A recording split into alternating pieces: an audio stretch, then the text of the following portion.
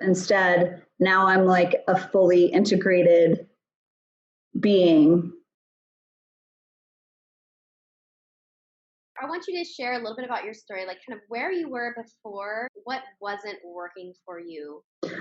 Yeah, so it was, I think with any coaching endeavor that you undertake, like you think it's one thing and it ends up being something else. Thinking back to when we started, all of these opportunities came about at the same time, and they're huge opportunities. And I knew I kind of had this moment where I didn't want to squander opportunity anymore by limiting myself and by the old habits that were limiting myself.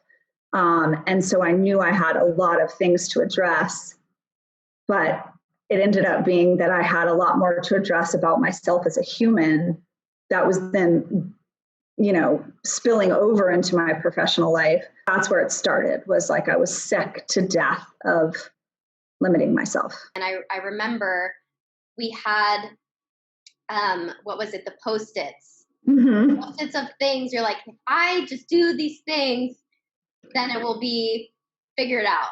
If I just check off these boxes, then life will be better, and then work will be better. Yeah. And of course, like, it must have been interesting for you as a coach to be like, okay, like, it's not about the unpaid parking ticket. Like, that's like an external thing. That's a symptom. I was always worried, like, I cannot be as successful as I am capable of, because then I don't know, like I always just had to like fuck up in some way. So it's not about that. Like, it's not about the whatever symptom or external thing you've created or you're focused on. It's about how does that reflect how you feel about yourself, right? Like, so my nervousness about being fully successful was a reflection of not being sure that I deserved that success, which is a lie, and also worrying about how people would react to my success. So am I going to be alone? Is there going to be increased aloneness in my life as a result of me being on 10 in all categories of my life? I had created this formula in my career of overcoming. So it's the imposter syndrome of, I don't know if I deserve to have this success, but I'm going to damn well prove that I deserve to have it. And so effort, trying, overcoming. Well, that is exhausting. Those things matter so much less when you understand your own innate value. You don't need to worry about success creating aloneness if you are authentic, mm-hmm. because other humans feel that and they get it and they understand. And if you're constantly like projecting this strong image of success, but then not really feeling like you deserve it, they also feel that. We were just talking about that, before, how it's not so much about what you're doing, like the tasks and the things and the effort. It's really all about the energy behind it. Busyness is a great way to avoid your feelings. I'm fantastic at that. I'm like, oh God, I'm going to really face myself. And then also transforming into sales, it's very important that when you're selling, you believe in what you're selling. To be a manifester, it's just really aligning yourself and your own value with the energy in the universe that's positive, that wants you to succeed. And then all of a sudden, like, resistance goes away and things start to just happen. What would you say some of your biggest breakthroughs were, or inner breakthroughs, throughout this whole kind of process of us working together? The biggest breakthroughs that I've had, you talk a lot about like effort versus ease and busyness and things like that. And as I removed my resistance to my value, like I resisted believing that, I knew there were good things about me, but I also knew there were not so good things about me. But I resisted really believing in the fundamental inherent value. And as I locked that in, then resistance to things that are good for me. Like the resistance melted away. And a lot of that was the internal work that I had to undertake to understand my own value. That was the starting point, by all means. There was also a fundamental acknowledgement that that's what needed to happen for me to take the next step. I understood my inherent value, and then I can do these calls because I understand my inherent value. And you can follow the guide. Like I can follow the advice of my coach without resistance. I can do the thing that I know I should do without resistance. I can be grateful for the system of accountability because it's going to drive my success. And it just was transformative. However we feel about ourselves is reflected in the world and the people we interact with. 100%. So the initial piece was understanding my own value, and then I'm going to act in the best interest of my own value. And then that's going to manifest things. If you don't trust yourself, other people aren't going to trust you. And if you continue to act with a lack of trust towards yourself and towards others, they're going to continue to not trust you. Of course, it doesn't matter what they believe about you. It matters what you believe about yourself, and then you can transform any situation. Authentic success doesn't happen from a place of doubt and scarcity. But it started with the work that I did with you. I mean, I told you that after our discovery day, like you made me write. God, it's unbelievable how painful it was to like write my like brag sheet, you know, of all the reasons that I'm a badass. But I walked away from that day with no more hard shell.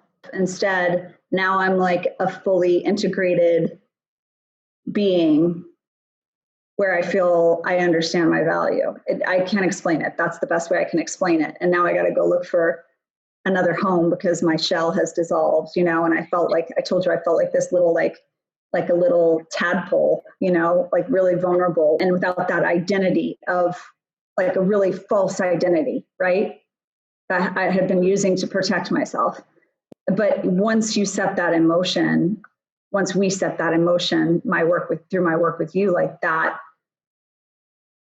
it just is like, it doesn't go back. I remember your brag sheet. You were really timid at first about writing those things down. And as we were going throughout the day, you just kept adding more and more things. And you're like, You're like, go write it down. I would be like, oh yeah, and I did this one time. Go write it down. It's so amazing how I think particularly women, it's like we have like success amnesia. It's really weird. It's like and it fuels the imposter syndrome, of course, of like, do I actually deserve to be here? How do you feel now? I know that my career is my chosen career right now is serving my personal development, and my personal development is serving my career. And so that's a very special alignment, and my career is always going to be important to me. So I'm really like excited and happy about that. The goal is to live every day in a place other than survival mode or self-sabotage mode. And the goal is to really connect with myself and connect with other humans. I think sometimes we get like attached to the notion that I have to achieve this level of success. And I'll always be a very driven person. I mean, I'm just type A, like that's part of who I am in some ways. But I don't know if I am so attached to a particular outcome in my career that it has to be grandiose in order to prove to me that I have value. I mean, it's not a straight line. It's not linear, the progress, but in some ways it's like it'd be easier to explain what's not possible. It's just kind of an interesting equilibrium between not needing the external stuff, but also acknowledging that, you know, goals are within reach. Even better. And what makes it work is not striving for something because you are looking for validation. You're striving for it because it's what you genuinely want. And you're already enjoying who you are, and you're already enjoying the journey right now. The fact that you said that you have your business, your work is nourishing your life, and your life is nourishing your work, like that's balance right there. And some people don't think that that's actually possible, and you are proof that it is. like, you don't have to figure out your life's ultimate purpose. It doesn't have to be super grandiose. I'm like a nerd, and I, went to law school, and I like real estate deals, and I learned so much about title insurance risk. Like, I want to talk about it all day long. So like, you develop a certain expertise or something that you like, and I'm just right where I'm supposed to. I'm in the middle of like right where I'm supposed to be. Just finding that nexus of something you enjoy, something that you're good at, and something that also you're working on your own behalf. Yes. That for your ultimate success is it's like a very special thing. My magic is not different. It's not more special. Everyone has that magic. 100%. But it's understanding your value that brings that out. Like, every human has this capability.